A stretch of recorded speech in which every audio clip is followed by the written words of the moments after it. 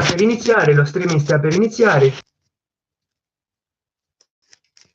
Stai trasmettendo dal vivo finalmente. Prima c'avevo dei problemi, adesso riesco, e questo è il mio secondo tentativo, riesco a vedere tutta la pagina per intero, perché sto trasmettendo attraverso il browser di Google Chrome, cioè attraverso Google Chrome invece che attraverso l'applicazione di YouTube.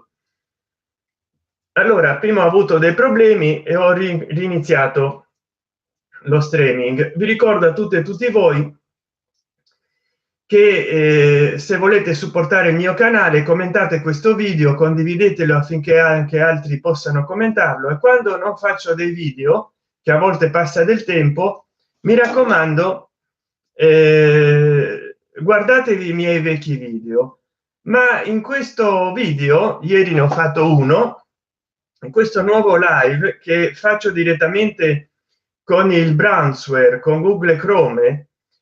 Adesso ho scoperto come rimpicciolire tutto. Alessandro Cangeli, carissimo Spammo, grazie. Sto trasmettendo con il browser in modo che la risoluzione di immagine sia più alta, no? Allora, in questo video, in questo live, voglio parlare di esoterismi, di occultismi, di massoneria, di società segrete, di iniziazioni. Contrariamente a quanto si crede, l'iniziazione non è un qualche cosa che serva a istruire le persone, ma ad iniziare un nuovo percorso, ad iniziare una nuova una nuova prospettiva nella propria vita. E quindi le iniziazioni massoniche che sono presenti nei riti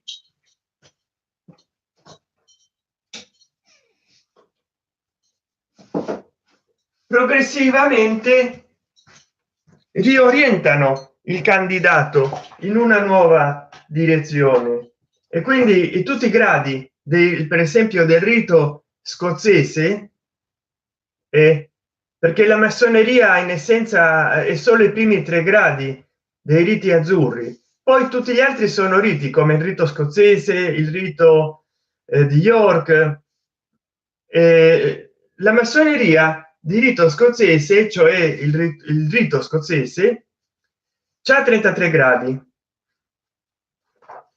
Ogni grado riorienta il candidato, lo riorienta, per quello il grande Oriente d'Italia, no?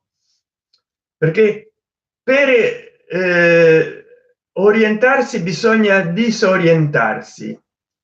Allora attraverso le iniziazioni uno si riorienta, acquista un suo oriente. Poi vabbè, tutti sanno della formula Vitriol, che uno deve riscoprire la pietra filosofale al suo interno. Adesso qua non ce l'ho presente, però Vitriol, visita interiore a terra rettificandoque invenie occultum lapidem. Visita le viscere della terra e rettificando il cammino troverai la pietra occulta, cioè la pietra filosofale, la pietra dei filosofi, la pietra cubica.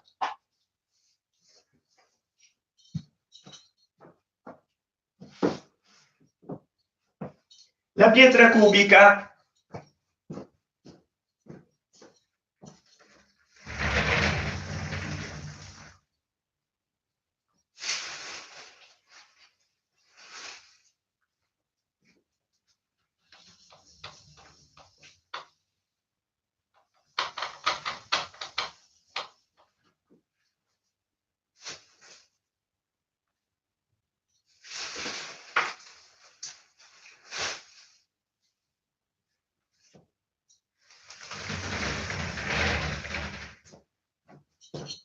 va bene. La prossima volta ve la farò vedere la pietra cubica. Comunque bisogna dire che alla base di tutto c'è nella massoneria la cabala, ma anche l'alchimia.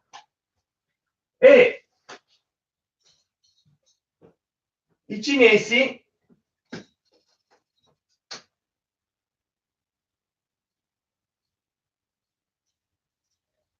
praticavano più un'alchimia non solo esteriore ma anche interna o interiore, che potrete leggere parte di questa alchimia né il mistero del fiore d'oro di Luce.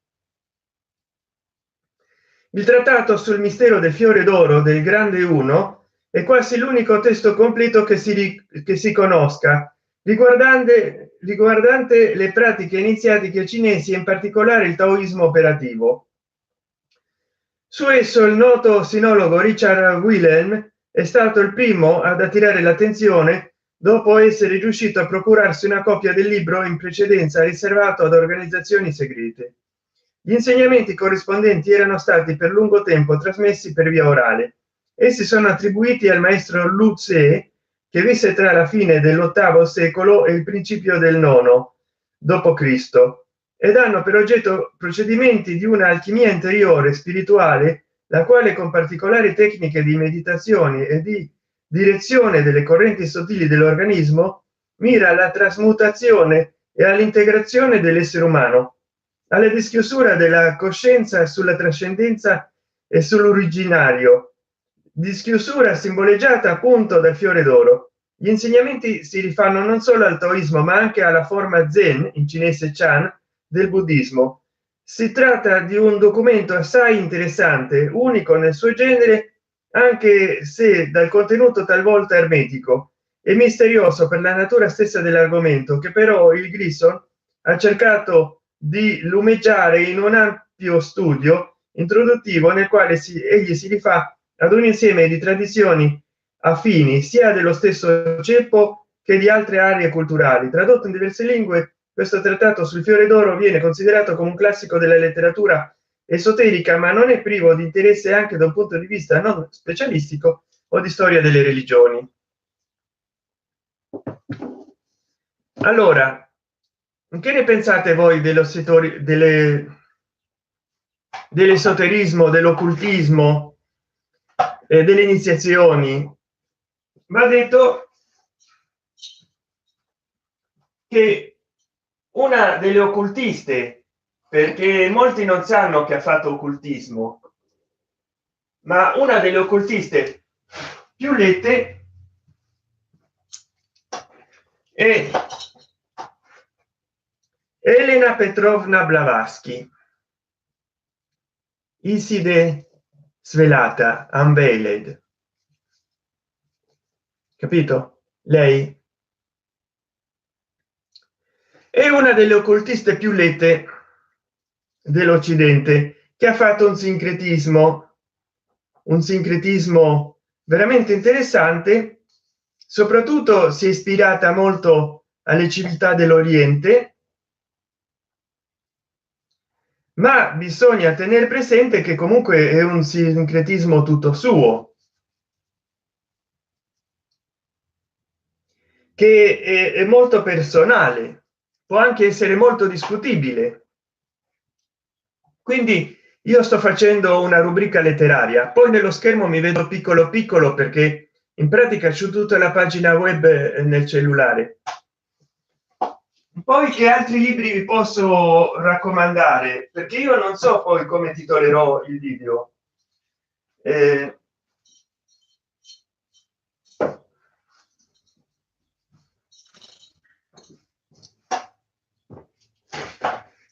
Magic di Aleister Crowley, edito dalla casa editrice Astrolabio.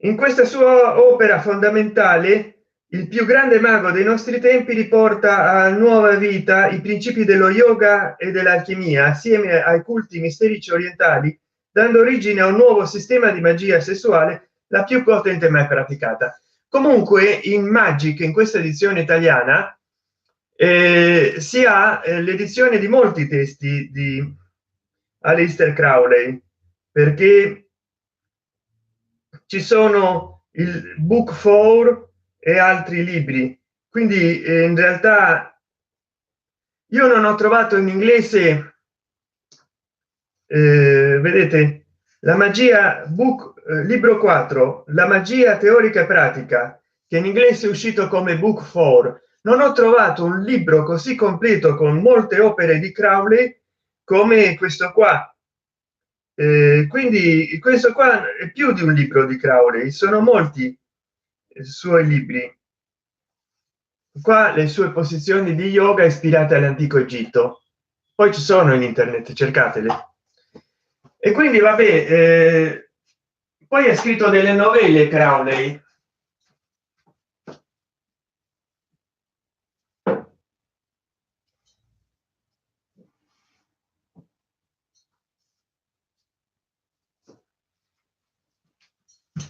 Come per esempio Diary of a Drug Fiend, diario di un drogato, di un addetto alle droghe, nel quale il protagonista si diverte a alterare gli stati di coscienza attraverso le droghe di due fidanzati, di una coppia.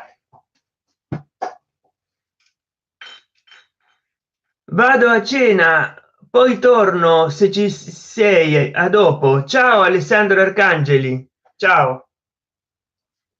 E poi la figlia della luna, di sempre di Crowley. Qui invece si parla proprio della magia sessuale per generare l'homunculus. Aleister Crowley descrive in questo romanzo le pratiche necessarie per la creazione dell'homunculus, gli obiettivi dell'operazione e le conseguenze che derivano da una non perfetta esecuzione dell'opera. L'autore del libro è uno dei più grandi occultisti moderni, membro dell'ordine ermetico della Golden Dawn, capo dell'ordo Templis Orientis, fondatore dell'Astrum Argentinum. Nei suoi scritti ha attuato una originale sintesi dei sistemi magici orientali e occidentali, arricchendo entrambi con gli apporti derivati dalle proprie ricerche. Lo pagai 27.000 lire a fine degli anni 90. Poi abbiamo Emile Zolla, che io vi raccomando di leggere. A volte i libri più interessanti sono quelli più piccoli.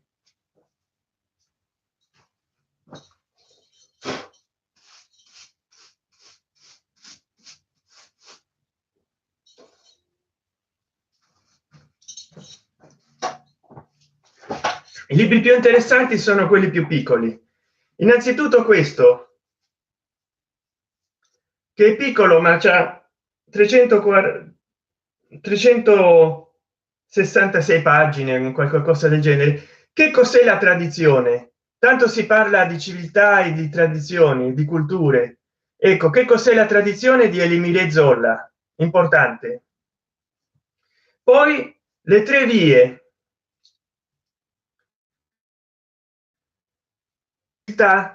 L'India ha posto al vertice di tutto la conoscenza, con l'aggiunta di una condizione peculiare, che la conoscenza deve portare alla liberazione. Ma che cos'è la liberazione e quali vie conducono ad essa? Molte le risposte, molte le vie, dalle Upanishad al Buddha. Nella tradizione indiana, Zola ha voluto delineare alcuni tratti di queste tre, di tre di queste vie. Il Vedanta, forse la più complessa e alta compagine metafisica dell'India, la Bhakti, devozione, la via del cuore dell'abbandono, dell'effusione mistica e lirica, e infine il tantrismo, paradossale, misteriosa e spesso equivocata via dell'oltraggio, dove l'infrazione alla regola può diventare l'elemento intensificante, esaltante e da ultimo liberatorio. Alessandro Arcangeli, buona cena. Poi un altro libro o altri libri che vi posso raccomandare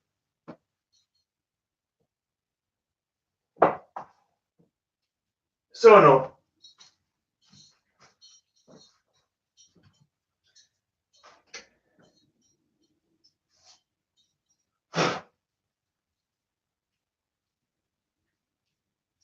tutti i libri di Elimire Zola che ho,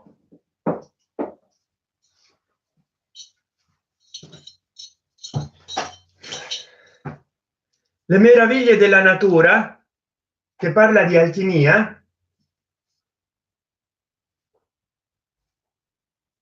dell'alchimia, edito da Marsilio.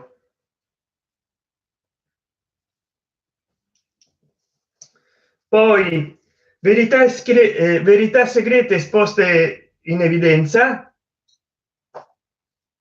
aure e archetipi.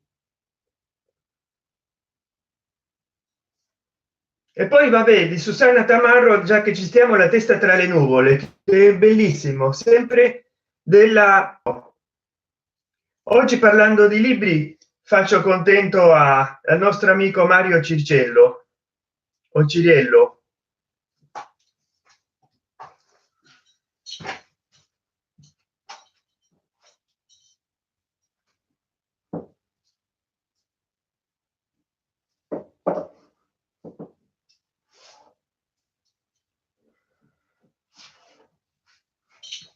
Poi c'è un libro però in fotocopie, L'eclisse dell'intellettuale, sempre della Marsilio, I letterati e lo sciamano, che parla degli indiani del Nord America, di come sono stati repressi, la letteratura indiana,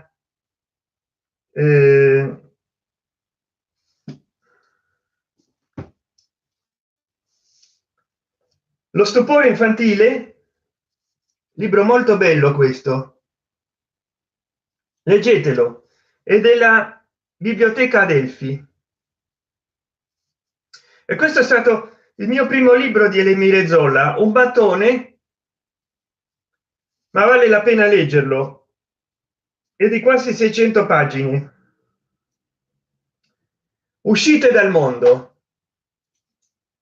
che attraverso la letteratura occidentale ed orientale, ma soprattutto occidentale, edito dalla biblioteca Adelphi, lui ci mostra come l'uomo può uscire dal mondo, altro che prendere droghe, inebriarsi, drogarsi, alcolizzarsi, fumare.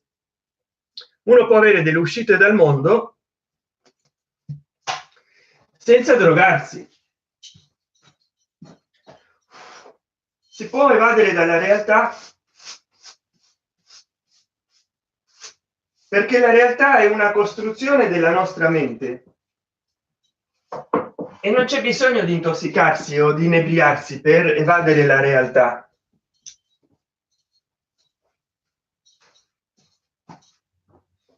Quindi ogni tanto devo spazzolare i libri perché gli prende la terra, gli acari. E poi naturalmente, come fare a meno di leggere? Vediamo un po' se lo riesco a trovare. Sta qua.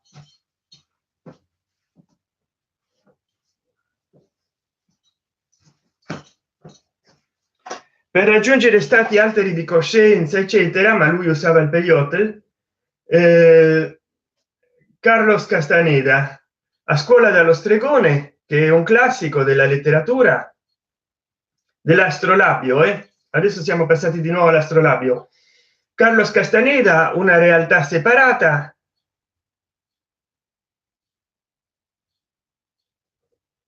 e poi Viaggio a Zitlan. Questo l'ho letto di meno, gli altri due li ho riletti in pratica. Viaggio a Zitlan.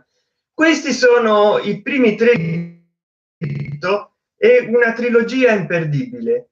Poi ho comprato un altro libro che già non mi è piaciuto molto, Il lato attivo dell'infinito, e non mi è piaciuto. Poi sono usciti dei libri tipo esercizi di yoga, queste cose qua di Carlos Castaneda, Infinity, eccetera eccetera. Non mi piace. un altro libro della Atanor che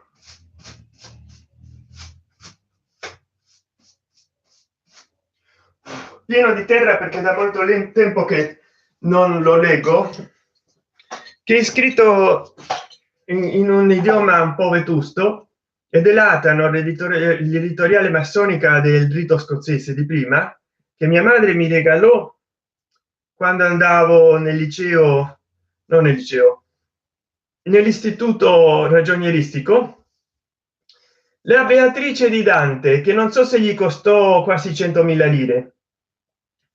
È molto difficile, un polpettone difficile da mandare giù, ma appunto dietro i velami dei versi strani, che poi è scritto in fiorentino antico o in dialetto fiorentino, quindi parla di Dante, cita Dante alla lettera, ma anche ne fa il verso, perché scrive nello stesso stile di Dante l'autore. E quindi anche l'esoterismo che era contenuto in Dante. E visto che ci stiamo, c'ho altri due libri.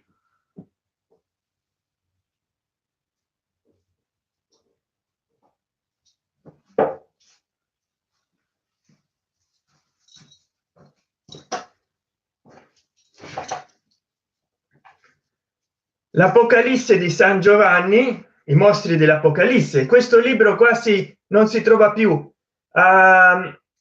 Io l'ho comprato in un negozio di libri che stava vicino a casa mia,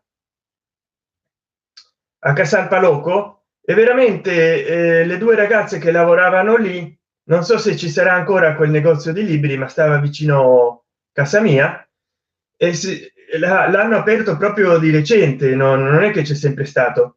Si sono prodigate nel trovarlo perché era già una giacenza di magazzino. Adesso credo che già la casa editoriale Edizioni Mediterranee non ce l'abbia più. I mostri dell'Apocalisse. Qua citano anche, è uno dei pochi casi in cui un libro che tratta di un testo cattolico c'è una prefazione di un cardinale, se non mi sbaglio, di un monsignore, ma usa delle allegorie. Vedi, P. Giovanni Vannucci OSM, incaricato di storia delle religioni alla Pontificia Facoltà Teologica Marianum, Roma, ha fatto la prefazione. E Mario Bacchiega è l'autore, e fanno dei parallelismi con altri culti religiosi, proprio perché si deve trovare la metafora, non interpretare alla lettera. E poi naturalmente qua ci abbiamo di Bruno Cerchio, Esoterismo e alchimia, edizioni mediterranee, l'ermetismo di Dante, dove fa un'interpretazione ermetica dell'opera di Dante Alighieri. Quindi voglio dire, se vi interessa l'occultismo, l'esoterismo, le iniziazioni e tutte queste cose qua, vi sto presentando dei libri che vi apriranno il cervello e la mente a questi temi. Io non è che creda, non sono credente, sono agnostico, ateo, però mi interessa indagare.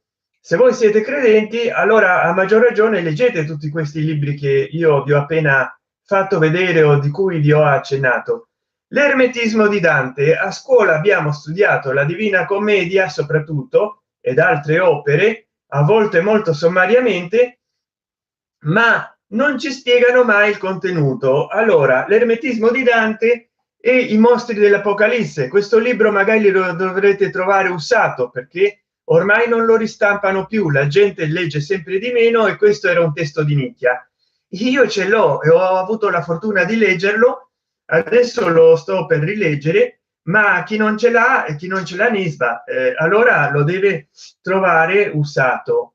Probabilmente si troverà usato, non so, se no chiedete alla Mediterranee di farlo ristampare. Probabilmente, se qualcuno ha la bontà di caricarlo in internet gratuitamente, lo si potrà scaricare.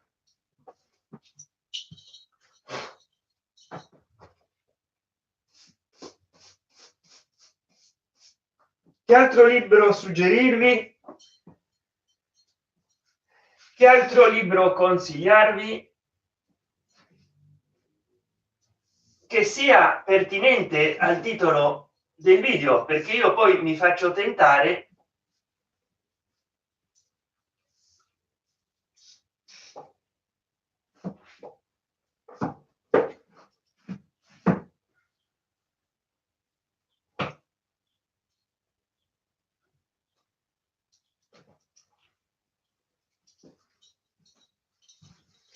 delle edizioni mediterranee universo magico. Io c'ho tantra per l'occidente e il cammino del serpente, che narrano come nell'età soprattutto moderna, fra l'800 e il 900, gente come Aleister Crowley abbia iniziato dei percorsi occultistici integrando la magia classica occidentale con le tecniche iniziatiche e di illuminazione orientali.